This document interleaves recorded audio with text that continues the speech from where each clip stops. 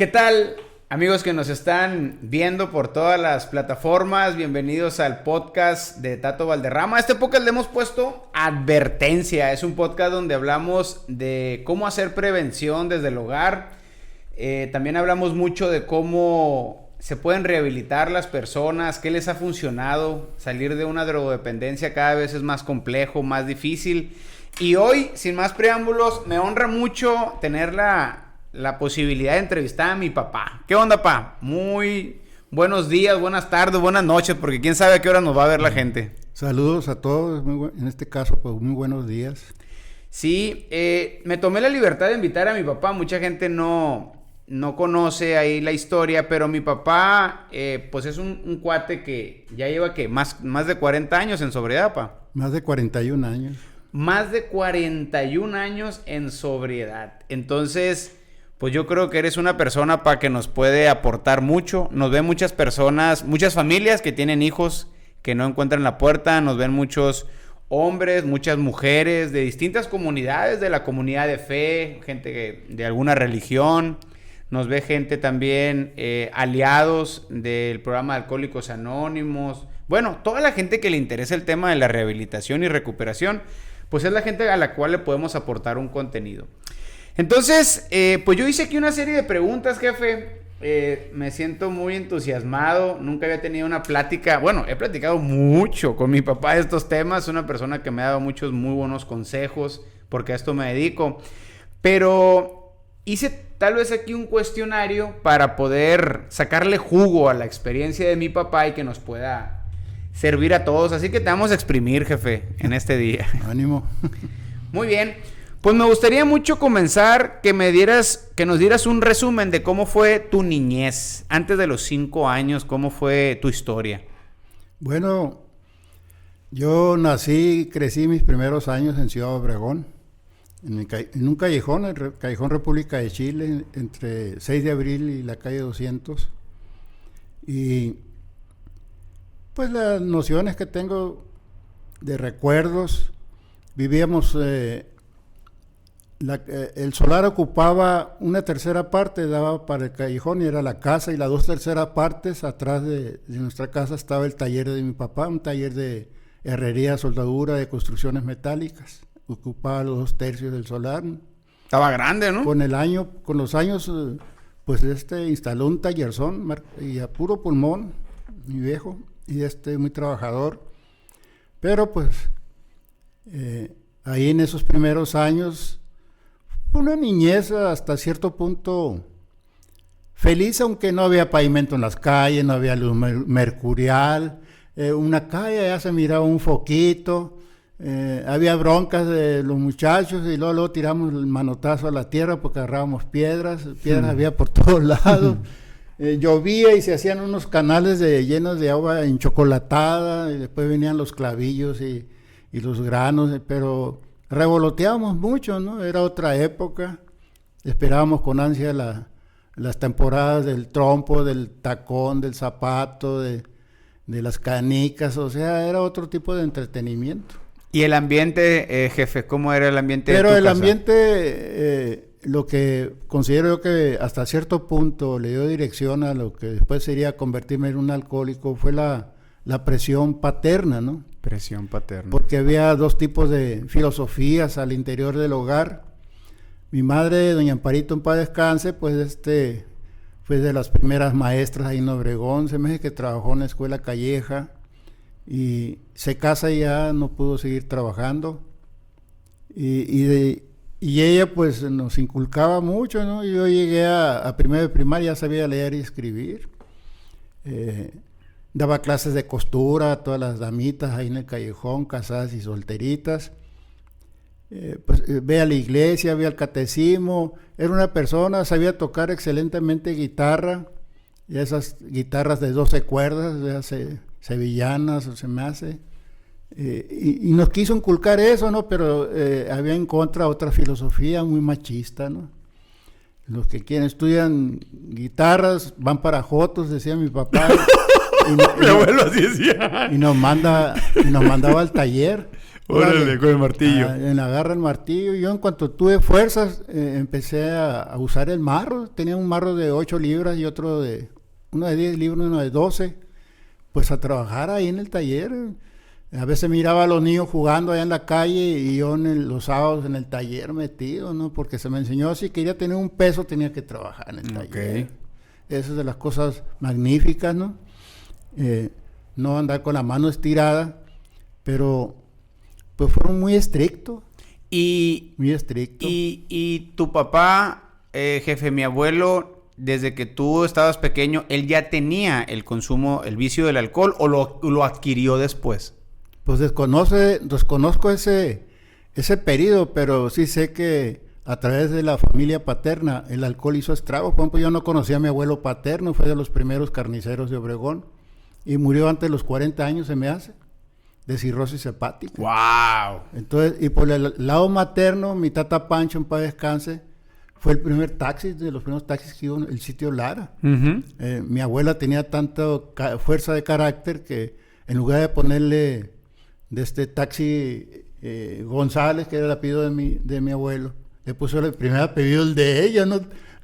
Sitio Lara le puso, ¿no? Entonces, carácter fuerte, mi abuelita materna. Y él también sufrió un accidente por causa del alcohol. Y un médico, aunque no había alcohólicos anónimos en esa época, le leyó la cartilla, le puso una botella de agua enfrente porque el volante se le estrelló en el pecho y lo puso muy malo, muy en peligro de morir, ¿no? Y le puso una botella de cerveza, de vino, el otro, y le indicó que esta botella, la de agua, era pura vida, iba a vivir varios años más, pero si le seguía con esto, no se asegurara que viviera mucho. Me llama mucho y reaccionó, ¿no? Dejó de beber. Fíjate, me llama mucho la atención el término ese, presión paternal. ¿Tú recibiste esa presión paternal por parte de tu papá? Fue empeorando, pues fuimos 8 de familia. Y al principio, pues yo siempre que recuerdo a mi mamá con un niño en los brazos, panzona y otro colgada de sus naguas. Y no había más donde darte un cariño, pues. Uh-huh. Y el niño piensa, pues a mí no me quiere, ¿no? Pero ya revisando, es que no tenía más brazos. Claro. O sea, no había brazos para ti. No había para... Nomás el martillo, pues, ¿no? Entonces, pero sí fue empeorando el alcoholismo de mi padre, mucho empeoró. ¿Fue progresivo? Fue progresivo porque el alcoholismo así es. Dice la OMS, la Organización Mundial de la Salud, desde el 53 avisa que el alcoholismo no tiene cura. Hasta la fecha, la ciencia médica no he podido encontrar cómo devolver a un alcohólico problemático a hacerlo bebedor social, no se puede. Para la gente que nos está viendo, jefe, ¿cuál es la definición de alcoholismo? De alcoholismo, pues nosotros usamos lo que han investigado los profesionales de la medicina y para ellos el alcoholismo es el alcohol, pues es una sustancia que un depresor, ¿no? Pues ellos dicen que es depresor, ¿no? Porque a mí me encantaba, me ponía más alegre, ¿no? Pero yo creo que se refieren a las consecuencias después que viene, ¿no? El alcoholismo lo tienen definido como una enfermedad, okay, los médicos, ¿no? Un médico honesto te dice, yo no te puedo curar, te puedo aliviar físicamente, te devuelvo fuerzas, estado de salud, pero lo que traes en la cabeza, la enfermedad del alcoholismo, no te la puedo curar. Y por eso recomiendan algunos, ve a Alcohólicos Anónimos. Sí, al final del día podríamos decir que el alcoholismo pues es una enfermedad mental, una drogodependencia, pues no. Sí. Solo que pues por alguna razón la gente en su mayoría no cataloga al alcohol como una droga o no le llama droga y le llama alcohol y cree que hay una dicotomía entre las drogas y el alcohol, pero al final de cuentas pues es lo mismo, ¿verdad?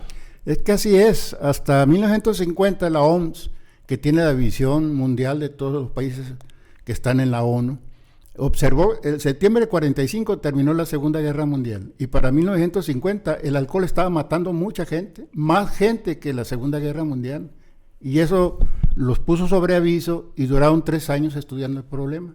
Para el 53 dictaminaron que el alcoholismo era una enfermedad incurable, progresiva y crónica. Una enfermedad crónica es mortal. Okay. Entonces, le avisó a todo el mundo, pero no todo el mundo se acogió de esas verdades. Aunque Alcohólicos Anónimos ya había nacido el primer grupo el 10 de junio del 35, de 1935, ya el doctor Sirvo, que atendió a Bill, el último doctor que atendió a Bill, ahí en el pabellón de psiquiatría del Hospital Towns, él fue el precursor del alcoholismo como enfermedad. ¿Cómo se dio cuenta? En Estados Unidos es muy común la fiebre del heno. Fiebre del heno. Sí, porque en el área rural, cuando trillan o levantan el trigo, la cebada, flotan en el ambiente, gavilla, residuos microscópicos, y a mucha gente le causa alergia. Y él observaba que a muchos pobladores de los pueblitos, donde vivían al 100 de pura agricultura, algunos eran alérgicos al heno, ¿no? La fiebre del heno. Y otros son alérgicos a la primavera, hay mucho polen en el enfermedades respiratorias en ese tiempo, ¿no? Qué raro, se parece al alcoholismo esto. No todos se enferman de esa alergia, unos sí y otros no. Igual acá en el alcohol, no todos los que beben sufren la alergia del alcoholismo. ¿Y cómo cruzan? ¿Cómo cruzan? O sea, ¿cómo relacionaron la fiebre del heno con el alcoholismo? Él lo relacionó. Él asoció ese problema que tenía años en el área rural de los Estados Unidos con el problema, porque cuando trató a Bill llevaba más de 200 casos de atender alcohólicos y otros drogadictos. Uh-huh. Por eso la Organización Mundial de la Salud separó el alcohol de las drogas a partir de 1956. Sí, pero discúlpame que no logré comprender. La fiebre del heno, ¿qué tuvo que ver con lo que me platicas? Es una analogía, pues él observó en su capacidad, hombre experimentado, cómo pobladores del área rural sufrían alérgica cuando venía el levantamiento. Sí, eso me queda muy claro. Sí, ¿no?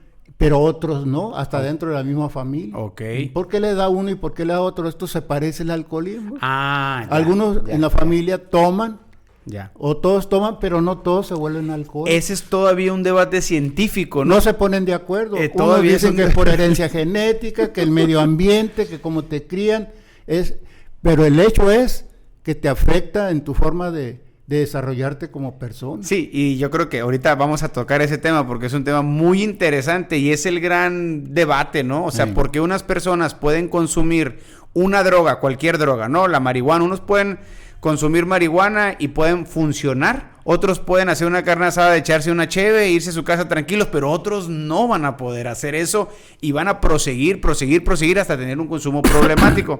Fíjate, para cerrar ese tema que se me hace muy interesante, en 1849 hubo un sociólogo llamado Magnus Huss, y él fue el que bautizó pues al mundo, ¿no? Con el término alcoholismo. Él fue el primero que le puso esa etiqueta al alcohol, ¿no? Y ya después de ahí, pues se le llama así, alcoholismo a la adicción al alcohol, si lo queramos ver así, ¿verdad? Interesante, pa. Entonces, el consumo de mi abuelo, de tu papá, fue progresivamente, y eso ocasionó una presión paternal, me comentas, pero ¿cómo lo traduces en ti una presión paternal en términos prácticos? ¿Cómo fue esa presión? Pues ahora, pues hay términos para todo, ¿verdad? Está muy adelantada la ciencia. Es una presión psicológica, le llaman, ¿no? De papá a niños. Yo lo que he aprendido en Alcohólicos Anónimos, por ejemplo, en su 8º paso, avisa que el cerebro de un niño es como una masa. La aplastas y lo deformas. Y ese aplastas es la presión que existe de mamá o papá alcohólico o que usan otras sustancias. Entonces, en realidad, yo crecí, pero nunca supe del verdadero papá, porque se llevaba afuera y cuando no venía bien borracho, todos los teníamos mucho miedo, nos escondían, y mi jefa me aventaba a mí porque era el más grandecito. Cuando llegaba borracho, mi abuelo. Sí, se daba cara. Entonces, pues yo crecí, por ejemplo, con un dolor de cabeza que nunca nadie me lo pudo quitar. Ocasionado de la presión paternal. Nunca supieron ni un médico. Siempre, en aquella época, pastillitas Veganín, de Mejorales, pero nadie me pudo quitar. Era recurrente. Y manchas en la cara. A veces eran sobrenombres que me ponían, ¿no? El Pinto me decían, ¿no? Dicen que a veces las manchas son por el estrés, ¿no? Sí, pues es eso, pues, ¿no? Cuando a mí me mandan becado a la Escuela Nacional de Agricultura, saliendo de secundaria con 15 años, a Chapingo, Al mes, 2 meses se desapareció todo eso. No he vuelto a tener manchas, no he vuelto a tener ese tipo de... Dejaste de tener la presión. Todo esa, o sea, se reflejó lo que pasaba a nivel mental, emocional, se reflejaba en el cuerpo, pues. También me mordía, me jalaba mucho de aquí, me arrancaba, me mordía aquí, tenía un choyacón aquí en el nudillo del medio de la mano derecha, porque me la pasaba, me lastimaba a mí mismo. Entonces, eran los tics nerviosos. Todas esas son señales, ¿no? Si vemos a un niño que se anda mordiendo, jalando. Sí, está tronando todo por dentro. ¡Wow! ¡Qué tremendo! Yo como maestro de primaria a veces... pues recorría las filas y le ponía la mano en el hombro a un niño y se temblaba. Ese niño tiene un papá alcohólico, un papá golpeador. Entonces, pues, soy un milagro. Oye, jefe, qué interesante. Todo, Qué interesante lo que platicas. ¿Y tu primer contacto con el alcohol, el primer beso, cómo fue? Pues fue cuando yo salgo de la secundaria Campoy. Tenía ya 15 años y me mandan a México. Vivo como un mes en Coyoacán, en una asistencia. Y antes de que empezara la última semana de agosto, yo creo, ya me fui a Chapingo. Pues ya iba de dedazo, ¿no? ¿Para qué más que la verdad? Uh-huh. Y entramos y yo hasta ese momento no sabía que era alcohólico. Okay. El alcohólico no sabe hasta que empieza a consumir. La ciencia médica nos tiene bien observados, bien estudiados, tiene una clasificación. Está el bebedor social, el bebedor fuerte y el bebedor problema. Yo pertenezco al bebedor problema. Yo no conozco esas etapas, yo no las viví, pero algunas personas empiezan, porque el alcohol te ayuda a socializar, es el lubricante social, pues, es la droga aceptada. ¿El alcohólico quién es, apa? Es una persona que inmediatamente empieza a abusar del alcohol, no lo usa, lo abusa de él. Entonces... Es de inmediato. Es casi inmediato, es una reacción. O sea, yo le digo a mi cerebro chafa, le encantó el efecto y sobres, ¿no? Me fui sobre de él. Y fui allá en la Ciudad de México. Allá me puse mi primer borrachera en forma. Pues me acercó más a buscar a los muchachos de Obregón o de Hermosillo, lo que sea, porque estaba solo. Podríamos decir, apa, que el alcohol, o sea, que una persona... a ver si logro interpretar esta cuestión. Podríamos decir que el alcohólico a lo mejor ya nació alcohólico, pero se puede activar cuando contacta con el alcohol. Pues muchos opinan que la predisposición a ser un drogadicto, entre ellos alcohol o marihuana, ya venimos, algunos, es una opinión, pues. Yo he leído eso varios, no se ponen de acuerdo. Sí, yo he leído, algunos no saben, yo acabo de terminar un máster en prevención y tratamiento de conductas adictivas en la Universidad de Valencia, España, y varios documentos hablan sobre eso. Incluso le dan una posición a la predisposición genética del alcoholismo de un 34 a 50%, y en otro documento, porque hay varios, hasta el 70%. Pero mucha gente, apa, en un taller de padres me decían... Pues entonces, ¿para qué le voy a decir a mi hijo si de todas maneras lo va a hacer? No. El consumo, para que una persona consuma, pues hay factores de riesgo que provocan el consumo. Pero aquí cuando hablamos del alcoholismo, del problema, es cuando ya el químico ya entró en el organismo y ahí se detona todo el problema, sí, pues, ¿no?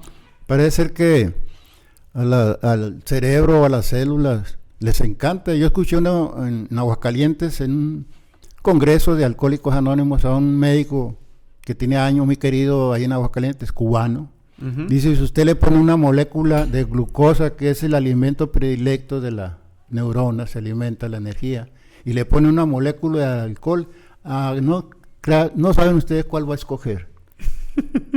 Se va sobre el alcohol, aunque necesita alimentarse la neurona, escoge la molécula de alcohol. Es algo, a lo mejor es genético, o no se sabe.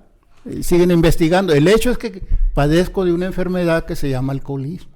¿Qué señales pueden tener las personas que nos están viendo para saber que son alcohólicas? ¿Qué señales? Bueno, la principal señal para mí es el cambio de personalidad. La persona cuando empieza a beber y es un verdadero alcohólico, parece que sale un cassette de la cabeza y entra otro cassette totalmente desconocido. Cambia tu persona. Mi madre me decía, mijito, tú sin beber es una chulada. Eso me dicen también las mamás, ¿no? Pero ya borracho, parece que traes el diablo adentro. Es impresionante. Entonces un cambio brusco de personalidad. Y si entras etapas dentro de la borrachera, están las lagunas mentales. casi siempre esa nomás la padecen los alcohólicos. Lagunas mentales. ¿Qué O son sea, lagunas mentales? Se intoxica el cerebro y se borra la cinta y deja de grabar. Wow. Entonces, yo tengo horas perdidas que no sé qué hice ni dónde estuve. Algunos ya por la experiencia que están en el Cerezo o están en comandancias, que están detenidos, no saben lo que hicieron. Si mataste, si violaste, si chocaste, no sabes. Uf. ¿Por qué? Porque andas en laguna mental, pero sigues funcionando. ¿Me entiendes? Sigues manejando, sigues peleándote, sigues bebiendo, sigues bailando, pero no registras. Estás en blanco. Y ese es Estás como robot viviendo por automático ese es un nomás. síntoma inequívoco de que la persona tiene problemas de alcoholismo. La Comisión Nacional de Población registra que en México hay 1,000 embarazos en adolescentes todos los días. Según los países de la OECD, México acapara el vergonzoso primer lugar. Me llama la atención, bueno, no me llama la atención, más bien fue comprobar a lo que yo creía y que el equipo de la fundación creía. Ellos ponen al alcohol como uno de los principales factores de riesgo para el embarazo juvenil. En parte se puede ver a eso que dices tú, ¿no? Las lagunas mentales, pues, la gente se desconcientiza, pues. Sí, y aparte se desinhibe, ¿no? Se desinhibe. ¿Sabe otra persona ahí que ya no están las trabas o reglas sociales para el comportamiento o la urbanidad, sino que como que se liberan, ¿no? Y sale otro yo que ha estado reprimido ahí, yo creo, ¿no? Qué interesante. Es clásico en lo que somos enfermos de alcoholismo y otras cositas, otras sustancias, trae algo reprimido desde niño. Pueden ser resentimientos, ¿no? Porque si un niño tú lo lastimas, lo castigas y no alcanza a comprender por qué lo estás haciendo, se le va a formar, vienen las raíces del resentimiento, que cuando ya están grandes explota eso y no saben ni por qué, ¿no? Sí, a algunas partes de la ciencia le llaman trastorno de estrés postraumático. Pues es un término elegante, ¿no? Muy bonito nombre. Es un término elegante. Pero qué frieguita nos pone. Sí, es un término elegante. Al final del día son esos pequeños descuidos paternales, familiares, que le ocasionan un resentimiento o un problema. Y eso también lo puede ocasionar, no necesariamente a lo mejor algo familiar, un accidente, algo que detonó, que perturbó, que trastornó, que impactó su área emocional fuerte y que no se trató en su momento, y con el paso del tiempo dicen los especialistas que eso produce un dolor, un trauma, un dolor, y que la droga es una anestesia para curar ese dolor, ¿no? Ayuda a olvidar, pero es recurrente, va a seguir apareciendo. Exactamente. Entonces para la ciencia médica, pues el bebedor social, él tiene una cualidad que tiene el bebedor social para cuando él quiere. Se toma la cantidad que él quiere. Hasta se ataranta un poco, pero no tira el ancla ni se queda ahí, okay, como tú comprenderás. Entonces el bebedor fuerte también tiene esa cualidad de parar, pero tiene que ser un acontecimiento fuerte, como lo estás mencionando. Okay. Ya sea que la mujer le saque en una caja de zapatos sus pertenencias, vete de aquí, no te aguanto. Un accidente, una amenaza que lo van a correr o algo. Lo hace reaccionar. Okay. Y puede dejar de beber, aunque ya tiene comportamientos de una persona problemática. Ya hace tubo, porque antes no había tubo, ¿no? Claro. Pero ya los he visto yo borrachos haciendo tubo. Casi todo. O bailan arriba de la mesa. Casi todo el apartado del que hablo aquí en el libro, del tema del alcoholismo y la clasificación de los bebedores, pues lo saqué de ahí, ¿no? Del mejor programa que hay para dejar el alcohol, que son Alcohólicos Anónimos. Y se habla mucho sobre eso. Entonces, ¿cuál fue la peor experiencia que tú recuerdas de que te haya ocasionado el consumo de alcohol? O sea, ¿qué fue alguna experiencia que nos puedas compartir? Algún joven que esté viendo esto o alguna persona que está consumiendo. Yo conozco muchos, ¿no? Que sí tienen un problema con la vida, pero dicen, no, o sea, todo bien, no va a pasar nada, ¿no? En tu caso, ¿alguna experiencia que dices tú, o sea, fue algo que me marcó? Bueno, ¿no? Sí, desde que apareció el alcohol en mi vida, como te dije, estaba quinceañero allá en México, allá empecé a beber, pues perdí la beca. Órale. Yo a veces en son de broma digo que reprobé hasta recreo, allá con 4 materias ya perdías totalmente tu oportunidad, así que duró un año allá. Yo a los 3 meses de estar tomando en México, ya estaba bebiendo alcohol de caña con soda. ¿Alcohol de caña con soda? ¿Cómo es eso? Pues alcohol, le dicen alcohol de caña, ¿no? O sea, el más puro, pues. Sí, más, muy puro, y comprar soda porque era muy noche y había que, a 1 kilómetro está Texcoco de Chapingo, y Chapingo está a 29 kilómetros de la Ciudad de México, y sigues avanzando y lo está Texcoco. pues fueron y no hallaron más que todas las vineterías estaban cerradas y no sé dónde sacaron un garrafón de alcohol y nomás compraron una soda. Entonces hubo reacciones. Y estábamos tomando cóctel margarita, y que es muy suave. No. Entonces, pues el alcohol me hizo tocar fondo e ir perdiendo oportunidades, derrota tras derrota. Ya cuando regresé acá a Sonora, pues ya mis padres estaban divorciados, estaban separados. Okay. Sí. Mi madre y mis 7 hermanos estaban aquí en Hermosillo. Y mi padre allá en Jecopaco, un lado de Obregón, 45 kilómetros de Obregón. Y yo pues me fui para allá. Duré 4 o 5 años trabajando en el taller. ¿Con tu papá, con mi abuelo? Sí, con mi abuelo. Uh-huh. Y ahí se creció más mi alcoholismo, ¿no? ¿Tomaban juntos? Casi no, nunca. Porque a mí no me gustaba, a mi papá también se le botaba muy feo la cadena. Y era muy agresivo. Cuando tomaba. Cuando tomaba, ¿no? Órale. Y yo más esperaba que se durmiera, que cayera para quitarle la llave del carro y irme yo a andar de vago, ¿verdad? Okay. En todo el valle, pero no era agradable, pues me ponía nervioso ver a mi papá. ¿No sabías lo que podía pasar? Sí, exactamente, pues era muy brusco. Y yo creo que los que tomaban ahí junto con él, pues ya lo conocían, aguantaban la vara. ¿Y te agredía cuando tomaba? Casi, ya a esa altura no. Porque ya estaba más grande. Pero cuando estaba chamaco, sí, pues a escondernos todo. ¿Ah, sí? O sea, sí, golpes. No. Sí, hubo de todo, ¿no? Y al que me sigue, el otro hermano también le tocó, pero fue a los demás casi no, los más grandes. Dicen que los padres enseñan en el primer hijo a ser padre, ¿no? Entonces casi, pues me volvió loco, casi como quien dice, ¿no? Entonces me convertí en un alcohólico problema. El alcohólico problema no tiene vuelta de hoja, ya nunca más puede soñar o tener la ilusión de que va a beber de manera controlada algún día, pero nunca lo va a lograr. Okay. Es un sueño inalcanzable. El peor problema ya está montado en un carro que no tiene reversa. Un día escuché en una terapia de Alcohólicos Anónimos en un grupo a un cuate que decía, ese es un lujo que yo no me puedo permitir. Es un privilegio que yo no puedo darme, dijo, ¿no? Tal vez muchos podrán, yo no puedo darme ese privilegio, dijo, ¿no? Es lo que tú estás diciendo. Entonces, alguien podrá pensar, bueno, entonces, ¿qué estás haciendo en Alcohólicos Anónimos? Detener este problema. No tiene cura, lo único que hacemos es detenerlo. Okay. Y en el esfuerzo de detenerlo, vas aprendiendo principios que te ayudan a establecer una nueva conexión contigo mismo y con la comunidad. Los principios para frenar un consumo de alguna droga, alguna adicción, algún patrón de comportamiento problemático, es un trabajo de adentro hacia afuera. Pues yo por mi caso, fue necesario tocar fondo. Nosotros le llamamos al fondo de sufrimiento lo que más puedas soportar, ¿no? Porque el alcoholismo y la droga causan muchísimo sufrimiento a la persona que lo consume y las personas, sobre todo, es la incongruencia, ¿no? Afecta a lo que más quieres en la vida. Eso es cierto. Y es a la que más hace sufrir. Entonces, el que no ha llegado a su fondo de sufrimiento rara vez puede ni siquiera albergar la idea, tal vez, de parar en seco. Entonces, yo toqué mi fondo de sufrimiento. Unos pueden haber ofendido a mamá y ese fue su fondo, haber bebido un mes o 10 años. Cada quien tiene un fondo diferente. Exactamente. Eso es interesante. ¿Por qué? Porque tenemos diferentes valores, fuimos criados diferentes y somos distintas personas, pero tomamos lo mismo y el organismo es el mismo y nos afecta. ¿Cuál es tu interpretación de fondo?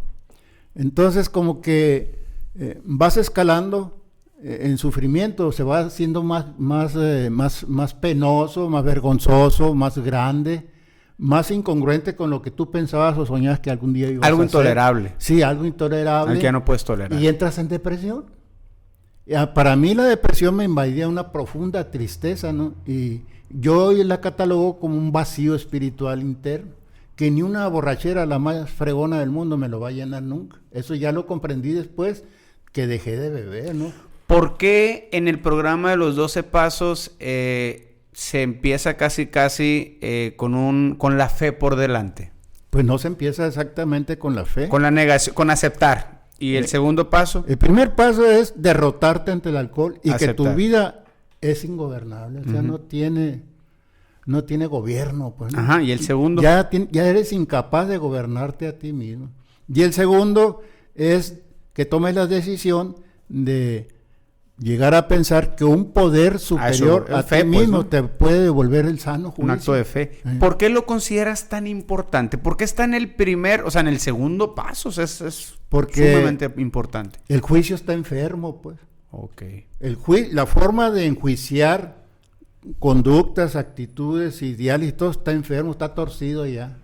O sea, todo es como un espagueti, se hizo bola, pues, ¿no? Traes un desastre en la cabeza. Pues. Te vuelves Contreras contra todo, pues un rebelde, ya no aceptas. Entonces, tu juicio, la forma de juzgar tu realidad está enferma, está torcida. Y por eso te alientan a que busques un poder más grande que ti, un poder superior. Llámalo como quieras. Okay. Sitúalo donde quieras. Okay. Pero necesitas un poder más grande que tú, porque tu propio poder ya no te sirve. Eso es, tu propio poder no te ha funcionado. Ya ¿no? el alcohol o las drogas ya te los derrumbaron, pues, ¿no? Necesitas ayuda. Es interesantísimo ese concepto que das. Mucha gente cree que, o no sé si tú así lo consideras, que esto es un tema de voluntad. O sea, mucha gente dice, se tiene que tener los tanates o tiene que tener esto.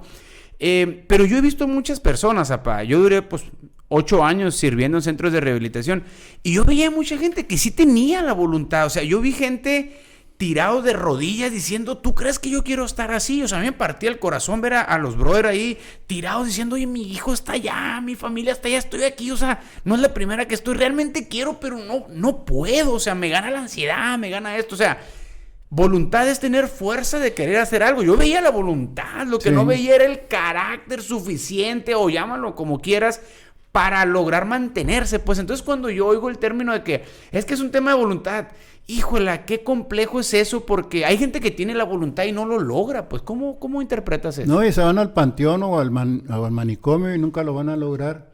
Es que hay una debilidad, pues.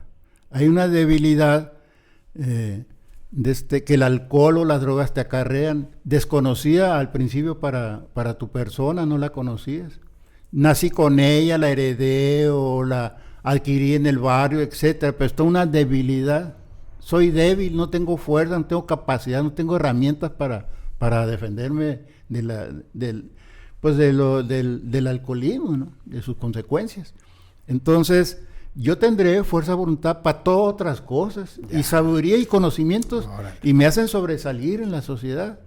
Pero esa debilidad ante el alcohol, a tarde que temprano, lo que tardé en construir 10 años, en un día lo boto. O sea, eso, fíjate, muy interesante, porque pues sí es cierto, puedes tener fuerza de voluntad para muchas cosas, pero a lo mejor en esa área necesitas ayuda, necesitas hacer algo que no has hecho anteriormente, porque no tienes la suficiente fuerza de voluntad. Entonces, en el primer paso, porque no es lo mismo aceptarse como alcohólico. Yo de 22 años llegué por primera vez en 1976 y me aceptaba como alcohólico, pero nunca me derroté ante el alcohol. Okay. ¿Cómo va a vencer el alcohol? Y eso nomás duré 8 meses y 4 años más de alcoholismo que fueron tremendos. Entonces, el primer paso es reventar el ego. El ego, desinflarlo. La derrota es por una pizca de un momento en tu vida. Saboreaste lo que es la humildad. La humildad, pues la esencia de la humildad es la buena voluntad. De eso está hecha la humildad. Y si no hay buena voluntad, la buena voluntad no está basada en la fuerza de voluntad. Es buena voluntad, es humildad nada más. Es lo contrario, pues. A nosotros no nos funciona la fuerza de voluntad. Yo puedo agarrarme a trancazos a base de fuerza de voluntad con 4 o 5. Pero si fuese humilde, reconociera de que no puede. Pero como el ego, la soberbia, el orgullo, que es lo mismo la vanidad o el que dirán, me impulsa, me aloca, pues no. Hay defectos de carácter que te enferman la cabeza. Todos están asentados en el miedo y producen egocentrismo y lo que tú quieras, ¿no? Entonces, el acto de derrotarse es un acto de humildad. Y el alcohólico o el drogadicto no quiere saber de derrotas, él siempre se ve triunfador. Wow. Aunque la gente que lo rodea de hace mucho sabe que está enfermo, que está mal. Nada mal. Interesante. Apá, entrando en la recta final de aquí del podcast, Hay un tema interesante que a mí me ha llamado mucho la atención, y es que la Organización Mundial de la Salud, que pues es una de las autoridades a nivel mundial en los temas de salud mental, avala el programa de Alcohólicos Anónimos, pero si lo vemos de esa manera, solamente así, pues qué interesante, ¿no? O sea, avala muchos programas, ¿no? Pero la ciencia está avalando un programa que se basa en la fe, en un poder superior. O sea, la ciencia avalando a la fe. Eso a mí se me hace algo muy interesante. ¿Por qué tú consideras que el programa de Alcohólicos Anónimos, incluso, yo no tengo los números, pero mi experiencia, casi la mitad de mi vida en este tema, he visto muchos más resultados, pero abrumadores los resultados, cuando la gente se refugia en programas espirituales, en este caso como los 12 pasos, a cuando la gente está, pues, no quiero demeritar a los profesionales, creo que son necesarios y muy necesarios siempre, pero a grandes rasgos es, ¿a qué atribuyes tú que la Organización Mundial de la Salud avala un programa basado en la fe? Eso pudiera ser, pues, algo muy extraño, ¿no? Porque la ciencia a veces está peleada con la fe, ¿no? ¿Cómo interpretas eso? Es que el programa de Alcohólicos tiene mucho de Alcohólicos Anónimos, tiene mucho de científicos. Muchísimo. Mira, la Organización Mundial de la Salud pudiera haber sido en 1996 o el 97. Le entregó un reconocimiento a la agrupación de Alcohólicos Anónimos como la organización cuyo programa es el más efectivo hasta hoy. Uh-huh. O sea, de los que están en Alcohólicos Anónimos, el 75% va a lograr recuperarse. Los que permanecen. Y eso, hay estadísticas, aunque la agrupación no lleva estadísticas, pero con miras de ofrecérsela a los profesionales para que valoricen la efectividad del método de recuperación. Se habla, a veces se hacen, pero son datos hacia adentro de la agrupación, no para andarlos publicando. Claro. Es un 75% de efectividad. No tenemos el monopolio de la recuperación o el crecimiento espiritual, hay muchas entidades, pero para los profesionales de medicina, desde esa fecha que te di, le entregaron, porque lo observaron, no van a entregar así nada más, ¿no? Lo evaluaron, ese reconocimiento está ahí. Y nosotros ya lo sabíamos de hace muchos años, ¿verdad? O sea, a la industria o a la comunidad científica no le quedó más que avalar un programa espiritual. Sí. Es que desde un principio llamó la atención, porque allá en el 34, o el 35, 36, 37, no cualquier psicólogo o psiquiatra de fama ya se atrevía a insinuar que el alcoholismo era una enfermedad. Órale. Hasta el dictado de la ciencia médica de la OMS y acá en Estados Unidos los grupos empezaron a hablar del alcoholismo que era una enfermedad por la observación del doctor Sirbol, ¿verdad? Empezó a cobrar forma, o sea que ya se aceptaba como enfermedad acá y acá todavía no. Okay. Y entonces pues ha sido un camino largo, ¿no? El padre de la psicología norteamericana, William James, influyó tanto el doctor Sirbol, porque él escribió un libro, Variedad de Experiencias Espirituales, que las personas sufren una tremenda transformación, inexplicable. Lo mismo que sucede en el alcohólico, no hay explicación cómo de repente ya no bebe, claro, y empieza a ser otra persona. Y la experiencia del borracho, del ex borracho que está dejando de beber, y la experiencia de los grupos antecesores Alcohólicos Anónimos, los grupos Oxford, vinieron a conjugarse para formar un método de recuperación que llamamos los 12 pasos y son efectivos, ¿no? Claro. ¿Qué entiendes? La gente se confunde cuando se habla el término espiritual. ¿Es un programa espiritual o es un método espiritual? Y la gente lo confunde con una religión. ¿Tú qué interpretas cuando se le llama un programa o un método espiritual? Yo llegué con esa confusión y con prejuicios, ¿no? Porque yo no quería saber nada de religiones. Además me consideraba ateo, ahora lo que veo de mí mismo en aquella época era un ateo chafa, ¿no? Hay ateos que traen sustento. Sí, traen toda una formalidad, pues un buen argumento y todo. Entonces, pero en Alcohólicos Anónimos, aunque que quise conservar mi situación, tuve que derrotarme, ¿no? O sea que yo tardé 8 años, porque hoy podía creer en Dios, pero mañana me enojaba con Él. O sea, no aceptaba la voluntad de Dios, ¿no? Entonces yo hasta que cumplí 8 años, tomé la decisión de poner en práctica el tercer paso de Alcohólicos Anónimos con puntos y comas. Porque dice, decidimos poner nuestra vida y nuestra voluntad al cuidado de Dios. Ahí ya está clarificado, ya no hay poder superior de Dios, ¿verdad? Decidimos poner nuestra vida y nuestra voluntad al cuidado de Dios, tal y como cada quien lo conciba. Claro. Entonces, tomé esa decisión porque deshojaba la margarita, ¿no? Un día, si me iba bien, pues sí, Dios es muy bonito. Y si iba mal, óyeme, ¿qué pasó? Al menos dejé de discutir con las personas. Ya empezaba a discutir con el cielo, ¿no? Claro.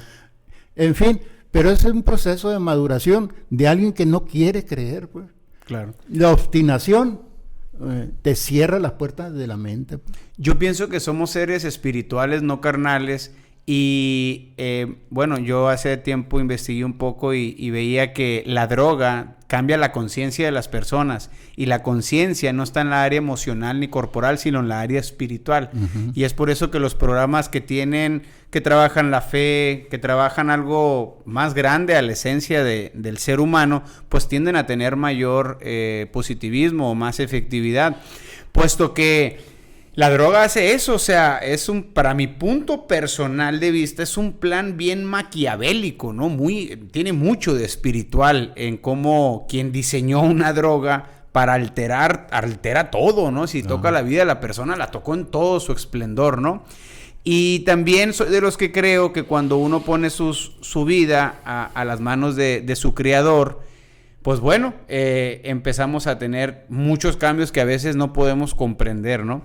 En tu caso, Pa, para finalizar, que creo que ha sido un tema muy, muy padre, te agradezco mucho, he hecho muchas anotaciones y yo creo que la gente que vea este contenido se va a llevar algo muy bueno.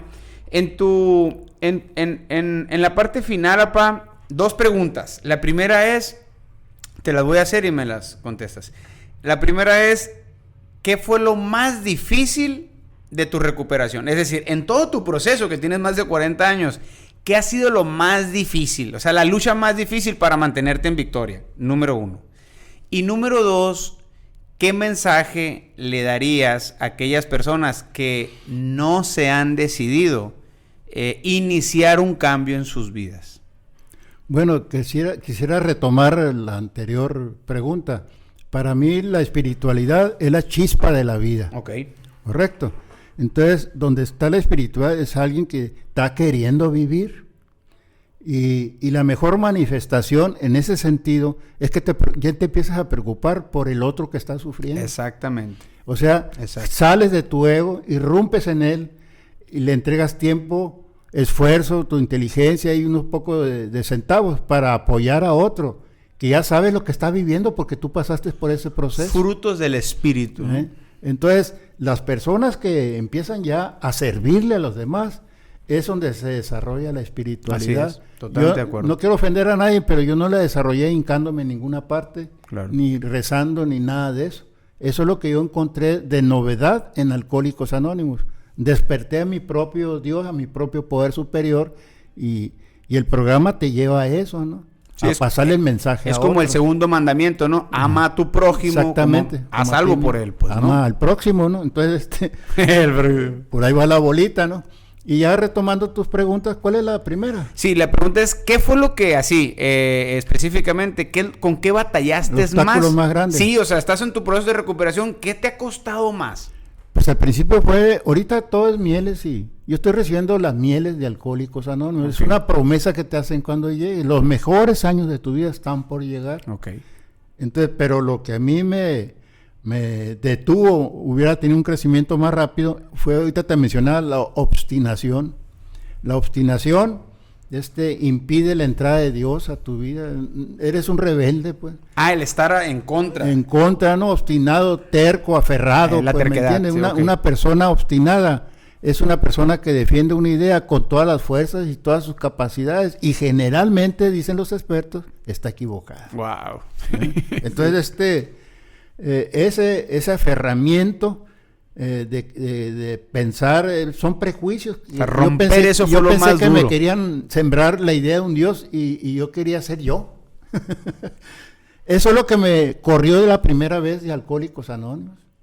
Porque cuando a mí me regalaron en mi allá en el 76, en la tercera semana de marzo del 1976, había 3 grupos nada más en Hermosillo. Me regalaron mi libro de Alcohólicos Anónimos, el texto primordial de todos. Lo abrí al azar y es el 4º capítulo, Nosotros los Agnósticos. Y al golpe de vista vi la palabra Dios escrita en letra mayúscula y más renegrida que la demás. Y agarré el libro y lo tiré a la basura. No más porque estaba, porque estaba subrayado. Para que veas cómo venía yo ya mal de todo eso. Pero el último inventario me avisó que era un resentimiento, vine enojado con Dios por todo lo que había vivido. Claro. Culpabas a Dios del problema familiar. Lo mío, mis hermanos y toda la desintegración que hubo en la casa. Entonces yo busqué un culpable. Entonces y así fue, ¿no? Esa fue una de mi guerra más fuerte conmigo mismo. Pues me tardé tanto, ahora me admiro ver, y siempre me ha admirado ver que van llegando. Pues casi todos los borrachos creen en Dios, aunque sea de los dientes para afuera, ¿no? Pues todos hablan de Dios. Yo era un borracho que me distinguía porque decía, a ver, demuestra, y hacía toda una borrachera sabrosa, ¿no? Porque ¿quién me va a demostrar? Eran los argumentos del agnóstico, ¿no? El agnóstico cree que el ser humano no tiene la capacidad de comprender a un Dios. Y es para ver para creer, como Santo Tomás. ¿La diferencia del agnóstico al ateo? El ateo, él dice que Dios no existe. No existe. Y punto. Y se prepara para eso, ¿no? Uh-huh. Y el agnóstico, pues dice que el ser humano no puede entender la presencia de un Dios, no tiene cómo explicarla, pero está esperando que se le aparezca a Dios, el agnóstico, como el alcohólico en recuperación, ¿no? Quiere que venga Dios como a Bill W. y le ilumine el cuarto y le diga, ya, mijito, ya está listo. Olvídate, ¿no? Te acerca a Alcohólicos Anónimos. Los caminos de Dios son variados, ¿no? Unos llevan por un motivo, otros por otro, pero ahí están las herramientas para que pares ese tren de vida y reencauces tu persona y la hagas crecer, ¿no? Sí, para mí yo que he tenido la oportunidad de ir a muchos grupos y ser un poco testigo de todo lo que dices, pues hay milagros, suceden milagros. El que va a una reunión de Alcohólicos Anónimos ve milagros, gente que habla ahí de milagros, y un milagro es algo inexplicable que el individuo no lo va a poder explicar. Y yo por eso, yo voy a una reunión de Alcohólicos Anónimos y se refuerza mi fe por lo que veo, por lo que escucho. Dicen que la fe viene por el oír, y en esos grupos se habla fe, obviamente de una manera general y como cada quien la concibe, ¿verdad? Sí. Entonces, pero sí, es muy enriquecedor. Y por último, ¿qué le dices a esas personas, papá, que te escuchan, nos ven y que realmente saben que están en el proceso de la contemplación, contemplan que tienen un problema, saben que están mal, pero no tienen interés de cambiar, aunque estén lastimando a la sociedad, a su familia, a sus personas? Siempre me quedo con las preguntas anteriores, ¿no? La fe sin obra es letra muerta. Aquí en China. Uh-huh. Así que si quieres validar todo lo que conlleva tener fe, tiene que demostrarlo con los hechos. Así es. Y volviendo a tu pregunta, ¿cuál era? Hay en el proceso de las adicciones, por lo menos hay 5 etapas, ¿no? La precontemplación es cuando la gente está en negación, no ni sabe que tiene un problema, los tienes que convencer, ¿no? Sí. La contemplación es cuando la persona contempla que tiene un problema, sí, claro, pero no quiero cambiar, pues, así estoy bien, pues, ¿no? De ahí sigue la preparación, es la gente que quiere hacer algo, pero no sabe qué hacer. De ahí sigue la acción, es el que ya está accionando, está yendo con el psicólogo, al grupo, a una iglesia, está haciendo algo por su recuperación. Y la quinto es el mantenimiento, que es prevenir las recaídas, ¿no? Entonces, la pregunta que yo te hago es, a los que están en contemplación, atiendo muchos de eso, contemplan que tienen un problema, sí, hago esto, bebo, fumo, esnifo, me inyecto, sí estoy consciente de que afecto a la sociedad, a mi familia, a mí. pero no tengo ninguna ganas ni ningún deseo de cambiar, pues, ¿no? ¿Qué le puedes decir a esa gente que no ha iniciado? Es que está enamorado de su droga de impacto, no su droga que le gusta. Está enamorado.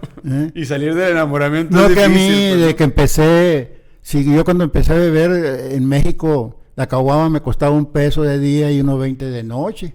Y cuando fui a convivir con unos de Obregón, unos paisanos ahí en el edificio Nuevo León, que con el terremoto del 85 se cayó, pero vivían puros de Obregón ahí. Y como me consideraron parte de la palomía, me enseñaron, mira, este cajón de un ropero, lo abrió, había drogas de todo tipo. Y yo reaccioné, me abracé a la caguama como si fuera de miedo, pues, ¿no? O sea, pero cada quien escoge su caminito. Claro. Pero en el fondo hay una debilidad que no se conoce hasta que ya estás dentro, pues. Se despierta esa debilidad y te va a causar siempre obstáculos para que tú seas alguien en la sociedad, pues encuentres tu camino y tu lugar. Tu propósito. Tu propósito de vida, ¿no? Va a ser un obstáculo tremendo. Y esos que están en 3 y 2, seré o no seré o no me interesa, ¿qué les cuesta ir a un grupo? Aquí en Hermosillo, pues ante el 2020 con la pandemia había alrededor de 70 grupos. 70 grupos. Probablemente anden unos 65 porque cerraron uno que otro, ¿no? O mejor ya... Ahorita estamos hablando y probablemente están haciendo un grupo. O está llegando una persona por primera vez en los distintos horarios que hay en la ciudad. De la apertura de los grupos, son grupos de 1:30. No anexamos, no entregamos medicamentos, no... Puede ir quien sea, la edad que sea. De que sea, las puertas están abiertas. Y escucha 1:30, es una reunión para el que va por primera vez de carácter informativo, o sea, una semblanza de todo. No nos adentramos en el programa Recuperación. Si regresa ya vamos abarcando los pasos. ¿Cuándo ¿no? se le da el padrino para la persona que está yendo? La persona debe de escogerla, ¿no? Hay grupos que llegan, te asignan guía, un padrino, ¿no? Pero para que puentes y te conteste las dudas que tienes. Otros grupos no, te dejan suelto ahí. Y tú eliges quién quieres que te pastoree. Con el tiempo, sí, busca quién te gustaría que te ayudara, ¿no? Son cosas casi íntimas, ¿no? No tienes que andarlo avisando a medio mundo, ¿no? Okay. Yo tuve 3 padrinos, no porque era el más loco de Hermosillo, pero más tronado de la cabeza, pero así me pasó, ¿no? Un padrino en la recuperación, después empecé a servir y tuve dificultades y le pedí a un compañero que fuera mi padrino en los servicios. Y al tercero, al más viejón, él nunca supo por qué le pedí. Antes de cumplir 1 año, yo le pedí padrinamiento para que me enseñara a creer en Dios. En estos 42 años, más o menos, ¿de cuántas personas has sido padrino, pa? No, pues no llevo el conteo, pero sí de mucha gente. ¿Una aproximación? No, pues... No sabe. Es que ahora cualquiera te dice padrino. Okay. No, pero que me hayan acercado a pedirme apoyo. Pues, podríamos decir, en 41 años, esto me está sucediendo desde que llegué a Alcohólicos Anónimos, ¿no? Aunque yo no tenía capacidad de padrinamiento, pero se los llevaba a mi padrino. Ah, ok. Cuando yo no tenía capacidad de respuesta o podía desviar el asunto, ¿sabes qué? Mejor te voy a llevar con el que sabe. Qué interesante. ¿Sí?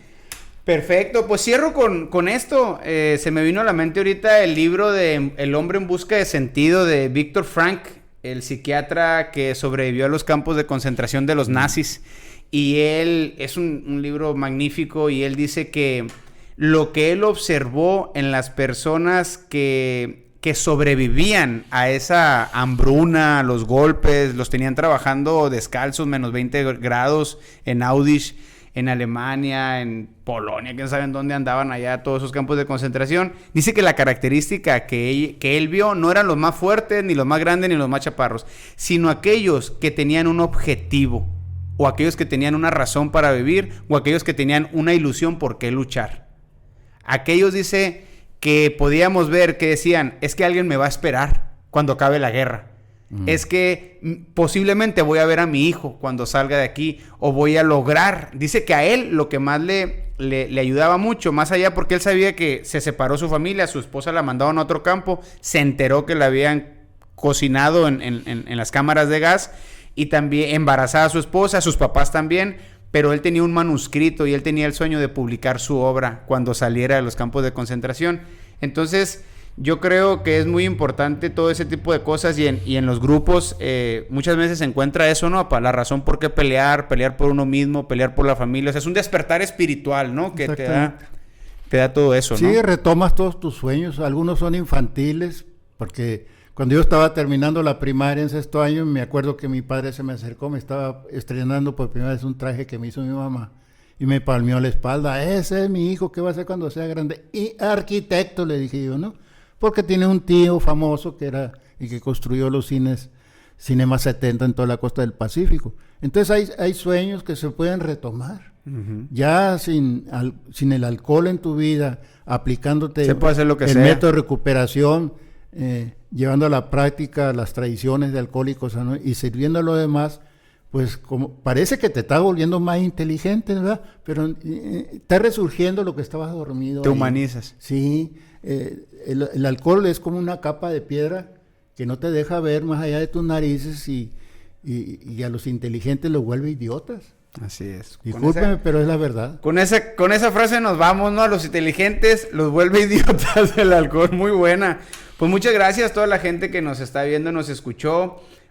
Compartan este contenido porque pues es pura palabra de vida y creemos que puede inspirar a mucha gente. Yo soy Tato Valderrama y pues me honra mucho que haya estado mi papá aquí conmigo. Siempre que tengo la oportunidad lo digo y lo honro. Yo no tuve un papá alcohólico en la casa gracias al sacrificio que hizo mi jefe. Y bueno, creo que parte de lo que soy como individuo, si hay algo bueno que tengo en mi vida, primero se lo debo a Dios y a la gente que ha estado muy cerca de mí como mi papá. Así que, jefe, te agradezco mucho y bueno, a ver qué día te seguimos invitando aquí para tratar estos temas. Está bien, cuando gusten. Saludos y Dios les bendiga a todos. Ánimo.